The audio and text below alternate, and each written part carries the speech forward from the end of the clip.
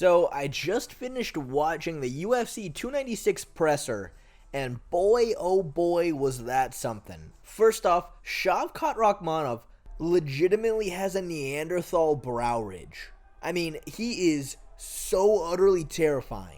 If the world ever happens to end, I am meeting up with Shavkat. I'm going to find him somehow, and I'm staying with him because he looks like he knows how to kill, cook, and skin a deer. And I can't precisely pinpoint how that connects to fighting at all, but it just makes him that much scarier. You cannot deny that. Moving on, I wrote here in my notes, God, Tony looks old. He does. He looks very old, but Jesus Christ, I hope he wins so bad. And another thing, it's clear that Paddy is working on a bit of an image change, but I don't think he knows what that image change is going to be yet. Because when he first came out, I was convinced he popped a Vicodin before he stepped out on stage because he looked like he was falling asleep.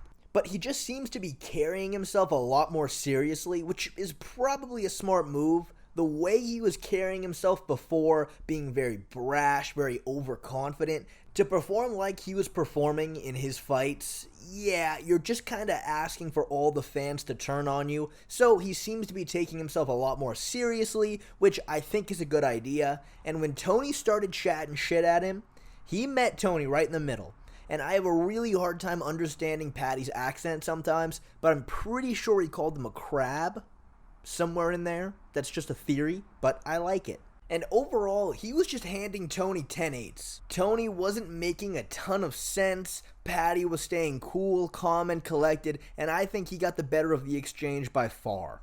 Probably my favorite part of the press conference was the exchange between Tony and Colby, because it was hard to tell what exactly was going on because they were talking over each other, but it was evident that nothing good was being said between them. Then just all of a sudden, before I even knew what was happening, they were having this heart-to-heart about being Americans, which, was interesting. If you had told me before this press conference started that Tony and Colby were going to come together and create a display of social reforms against racism, I would have called you crazy.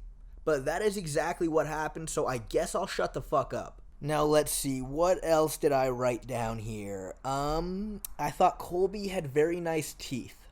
That was the first thing I noticed. Very, very nice teeth. But moving on to the real meat and potatoes of this press conference. Boy, I'm just going to be honest here. I'm a fan of Leon Edwards. I like the guy. But he is not good on the microphone. I'm just going to be honest. He whatever you need to have to be good at that, he does not have it.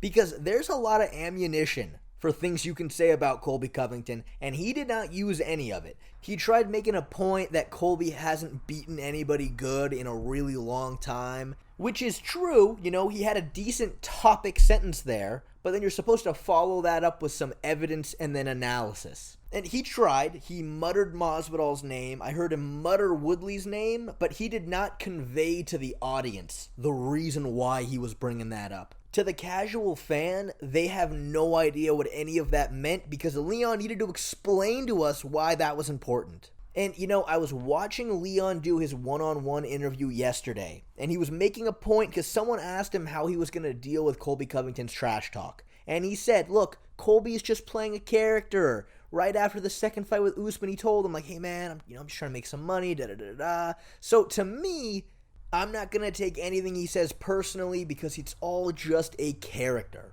Which, that's true. But just because he's playing a character doesn't mean he's not actually going to say really deeply hurtful things to try to get into your head. And he completely succeeded.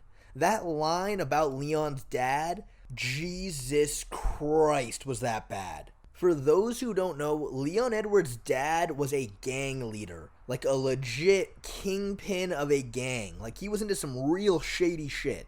And when Leon was 14 years old, his dad was shot and murdered, as most gang leaders are eventually.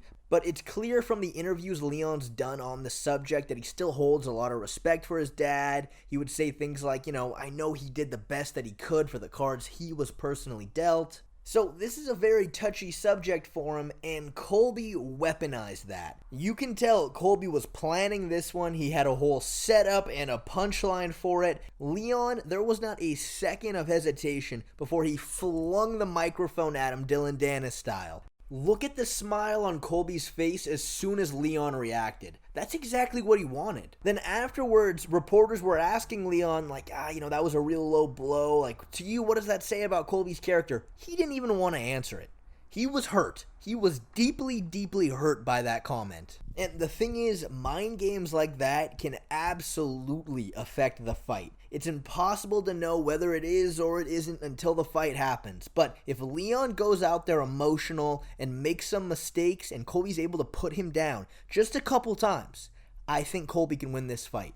Because all he needs to win the round is to get deep on one takedown. Because then you're getting ragdolled. He brings you down, you spend all this energy to get back up, he takes you down again. Over and over again. And look, Colby being the underdog in this fight, after what I just saw, it might not be a bad idea to put a little bit of money on him, just for that payoff. Personally, I still think Leon's gonna win, but I am that much more excited for this main event. Because our dream is just ever so slightly more possible. Let's see, do I have any other notes here that I missed? Oh yes, Alexander Pantoja and Brandon Royval are fighting. That's it.